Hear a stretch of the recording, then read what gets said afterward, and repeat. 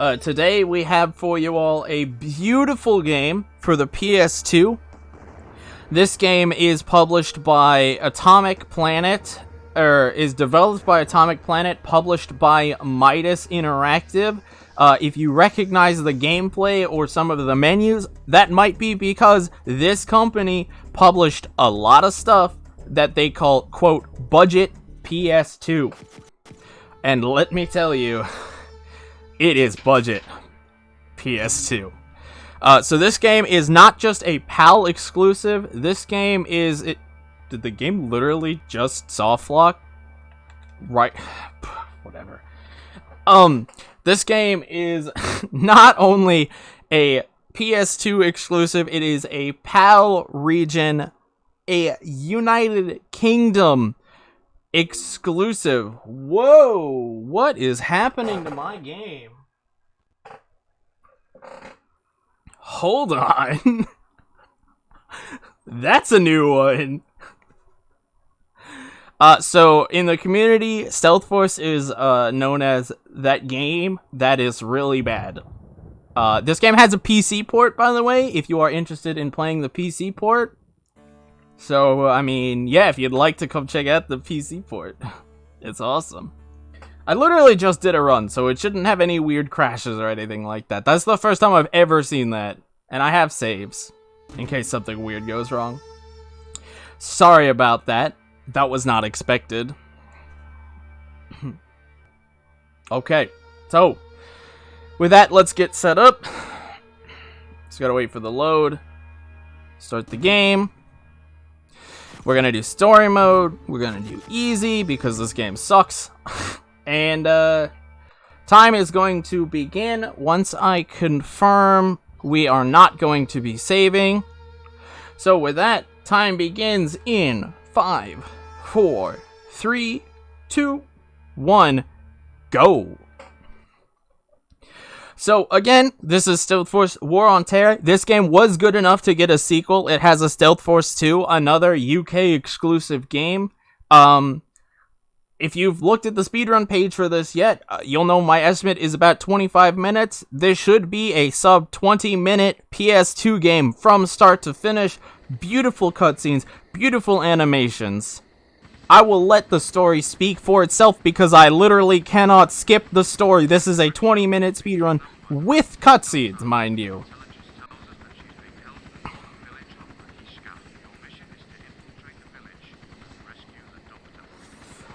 High graphics. High-end graphics. So, TLDR on the story is we are a... special British SAS. We are not just a member of the SAS, we are a member of a unique squad called Stealth Force. That is our squad name. In this game, we are alone, and what you're gonna see is a few things you might recognize. This is a pretty typical early shooter with a lot of lag. We are going to spend a majority of the game looking down when we can, because this game has a really lovely feature on it, where if you do not adjust the stick, your character will automatically look back up. So, you're gonna see me continually, like, moving diagonal and looking down and tapping the stick, and that's also the camera doesn't automatically flip me back up. And cause a ton of lag, because this game is very, very, very, very, very, very laggy. So, you'll notice my HUD's pretty simple. The map in the bottom left is absolutely useless. The bottom right is my weapon. You're only gonna ever see me use 2 weapons, this and the heavy machine gun. We're gonna walk into this room, rescue the doctor, because apparently all you need to do to rescue a doctor is just barely, like, walk into a room and touch a trigger. And we're gonna be constantly using... By the way, that was level 1. Congrats. That's a fun level. You're going to see me constantly using the grenades, which are the best weapon in the game, if you can hit. The problem with grenades is grenades have the hitbox of, were you directly on that guy's feet? No, you missed. Grenades have literally 0 explosive radius if they do not directly nail somebody. So I am going to take some time to line up grenades sometimes, because that's pretty important. Otherwise, everyone in this game is an absolute tank, unless I hit them in the head, in which case the head is a one-shot. So yeah, basically, we're... I don't remember what this country was called. It's said in the first level, but we're investigating a terrorist cell known as Elzar. So the first mission was to rescue a doctor.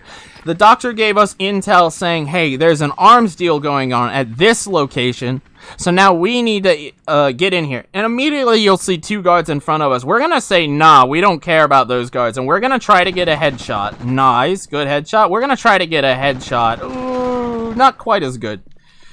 We're gonna try to get a headshot. Now you could really start to see, like, how tanky these guys are and how much lag there is when I'm not aiming up. So certain enemies will chase you to the ends of the earth. All 3 of those enemies are examples of that. If I do not kill them and I aggro them, they will chase me perpetually. And not only does getting shot hurt me, you can see my health about where my gun is, but it also slows me down, like other early first-person shooters. Getting shot causes me to get, like, a stagger animation. I'm just gonna take him out with a grenade. And that, like, stagger is gonna cause me to slow down, and it's gonna stop me, and it's gonna suck. So, in this level, we actually need to make sure we save 3 of our grenades. There was that auto pull-up I was talking about. It's very important that we save at least 3 grenades, because grenades are an insta-kill on everybody, even bosses. Remember that, by the way.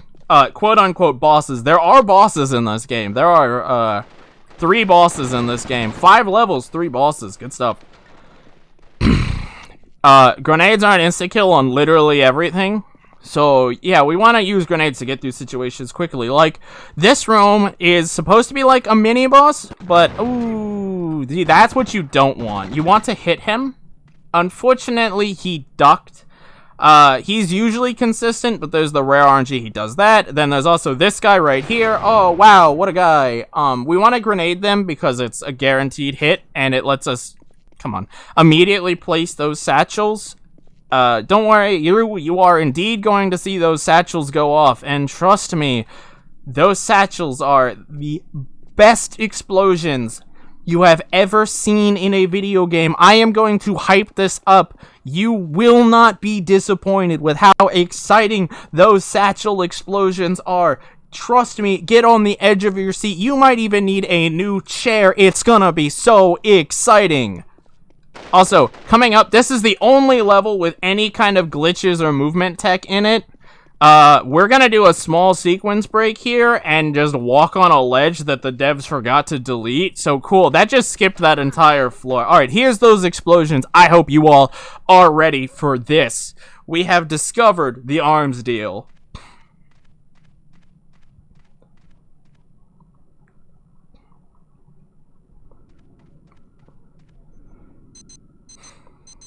Wow. Exhilarating content.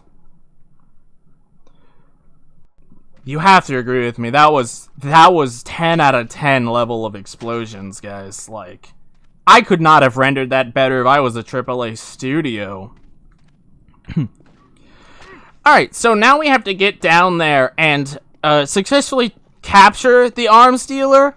This is the other glitch in the game that we use in the run. When you land on stairs, for some reason, stairs lose their collision and turn into slides, so we just kind of zip downstairs. It's really fun. There are many out of bounds in this game. Oh, so that was the arms dealer. We literally just hit him with a grenade, but he's fine. Don't worry about it. So, there are many out of bounds. The PC version is even less optimized and even more broken.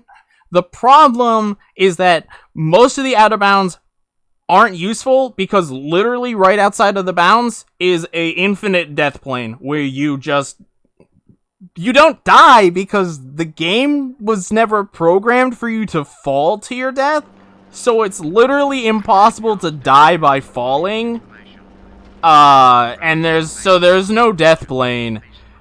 So if I do somehow clip out of bounds, you're gonna see that classic rendering issue where my character just starts vibrating.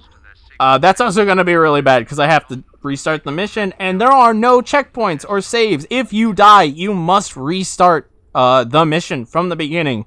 So yeah, I have saves in case that happens. So this is level 3. Level 3, we have been tasked with finding...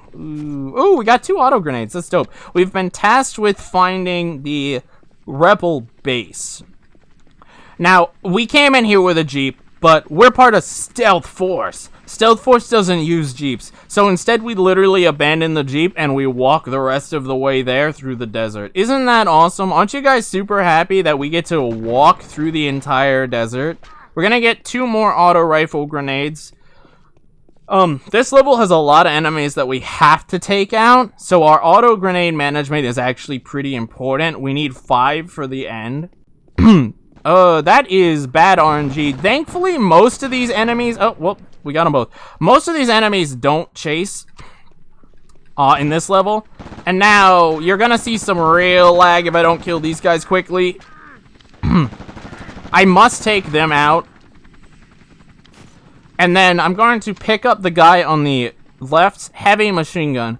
Heavy machine gun is the best gun in the game. It just absolutely annihilates anyone and everyone, despite grenades being so good. Also, we're going to completely ignore these 2 enemies because there's literally no reason to worry about them. They might shoot you like, ooh, that was the worst I've ever taken on damage, but they don't chase you, so it's fine. Hey, look at that. We've discovered the enemy base. Wait a second. This is just some ruins. So this is actually a fake out. The game wants you to think of that as the base, but it's not. Also, get ready for 360 Steve. Sometimes he gets a 1080 in. Let's see how many spins he gets here. 1, 2, 3. Oh, he got 3 full spins. What do you call that? I think that's 3 full spins is a 1080, right? So congrats. 360 Steve got a 1080 in today. I have no idea why he does that, but you know what? I respect his pastime. He is free to do what he wants. It's the middle of the desert. He's probably dying of boredom. I'm the most excitement he's got all day, considering that's what he was doing when we found him. So now we're coming up on the enemy base. This is the only real instance of RNG in the run. The first guard here can be in a lot of different places, so the fact that he is in the middle of the gate is okay for us. And then there is the 5th guard is also an issue. I've never seen the 3rd guard be weird like this, but you know what? He's fine. Let me just take out both of these guys. And then I gotta go take out the 1st guy, who could be anywhere now, but I'm hoping he's right here. What a guy. He was exactly where I wanted. Thank you, bro. What a champ. And that's level 3. Again, I would like the story to speak for itself. Like, I can't skip these, and they're extremely well rendered, extremely good story. Like, I have nothing but praise for this wonderful monstrosity on the PS2.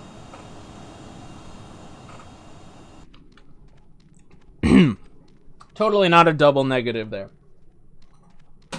Did I mention this game is 18 minutes with cutscenes? Because if not, it's 18 minutes with cutscenes. Thanks for eliminating all this tear. Yeah, I got you. That's what we do.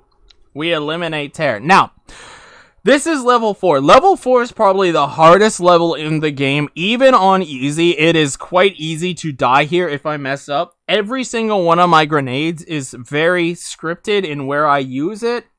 A single mistake could cost me my life.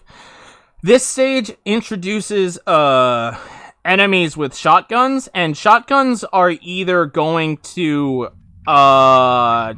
do like 5 ticks of damage or do nothing.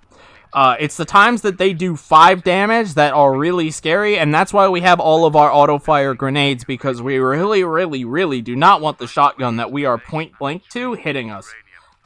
Also, you might remember this mine. We were here earlier. Suddenly it's open. So, you know, that's cool. So we're gonna go into this mine. Apparently these terrorists have uranium. I have no idea how they got uranium, but they did. And they have it, so we're going to go stop them from having uranium. These terrorists don't look rendered well enough to be able to possess uranium, but you know what? To each their own, to each their own. I hope he didn't chase me. So that right there was a ton of shotguns. We also got really good RNG, and one of the guys we killed dropped some. This level is kind of a maze. Scientists are also kind of tanks. I have an extra grenade, so I'm just gonna take out both scientists. Anyone who's not a soldier or a terrorist is pretty insane on their HP pool, so like you really want grenades. Also, gates. Gates are the real bosses because you can't... Did he not die? We picked up the uranium. Now we have to take out this scientist who is helping the terrorist. Yeah, he didn't die. Ooh, that was a lot of damage, but thankfully there's a health kit. So one of the reasons grenades are so important is because, remember, there are bosses. That was a boss. Congrats, we killed the scientist. One grenade, it's over. Now would be a good time to point out, if you guys would like to take guesses at who the leader of this terrorist cell is, go ahead, because it's quite surprising and quite funny who the Atomic Planet Game Studio decided would be the ultimate villain for a terrorist cell. Also, that guy at the end of that hallway always has a sniper rifle. I have no idea why. He's the only sniper rifle in the level, and it does, like, no damage to you. But yeah, that was mission 4. That's probably the hardest mission. Is it 720 Steve? I wish it was 720 Steve. 720 Steve is the best NPC. Best NPC in the game. Alright. Oh, that was a 0.72 frame or second gold split. Let's go. Let's go. Alright, so level 5, here's the final level. This is it, the big bad. All this game has been built up to this moment. You know how exciting that explosion was? If you thought that was exciting, get ready. So this used to be the hardest level, but while I was practicing this game, I actually found a much easier way to do this level. So this level is now thankfully pretty easy, unless you get really bad RNG. So, remember, we're one guy, and we've been tasked to go into the terrorist compound. And we need to eliminate all the terrorists. Every single terrorist. They all need to go down. So the strat we're going to go is we're going to go to the left side first. Wait, what? Is that Osama bin Laden? I wasn't expecting that. Well, dang. So Osama bin Laden just ordered his entire army to attack us. And now we can't get to him without taking out these trucks. So the route is to take out these two guys on the left side first. If we're lucky, we could get good grenade placement. Unfortunately, we didn't. But we do want to come pick up this guy's heavy machine gun. That's actually pretty important, because it does really good damage, and we are very worried. We need one grenade for the end. So we have free reign to use whatever grenades we want before that. Alright, cool, and that's all of the terrorists on the outside. Now, these two terrorists both have shotguns, and if you guys have ever played Metal Gear Solid Peace Walker, let me tell you, these shotguns have insane range. They will either annihilate you, or they will do nothing. Thankfully, we're past the hardest part. This is the last shotgun guy who matters, and he is done. We're gonna go through the doors into the palace. Surprise, RPG guard! We dodged because we're a freaking awesome dude. We're gonna go for shotgun skip. We didn't get it. Both shotgun guys spawned, but we don't care. Alright, time is coming up. Time is going to be when I successfully kill the final boss. Remember, he dies in one hit, so be ready on that. It's Osama bin Laden. He's here, he's hiding, and suddenly we have him. He's in our sights. We tell him to surrender. Will he surrender? Let's find out. Oh my god, he threw a chair at us and boom, he's dead. That's time. Congrats, everybody. We saved the world and defeated Osama bin Laden, the one-man army. GG, everybody. We did it. I hope you all enjoyed that. That was Stealth Force: The War on Terror. Beautiful game for the PS2. Again, yay, I guess. Before I go, I'd like to point out a really fun fact. This game was made by too many people, and if you beat the game once and then replay it, the devs never thought you'd play the game more than once on a single file, or on a single boot. So you can literally never watch the credits at the end of the game once you've beaten the game once. It just skips credits and it ends the game back to the main menu. So that's fun. But yeah, I'll get out of here. That was fun. If you guys want to run Stealth Force, hit me up. Me and I are like the only guy who runs this game. So yeah, just hit me up. I'll help you run it. But yeah, that was fun, and I'll be on with PeopleStar 2001 on Sunday. So yeah, have fun, guys. Good luck with the rest of the marathon. Thanks for having me.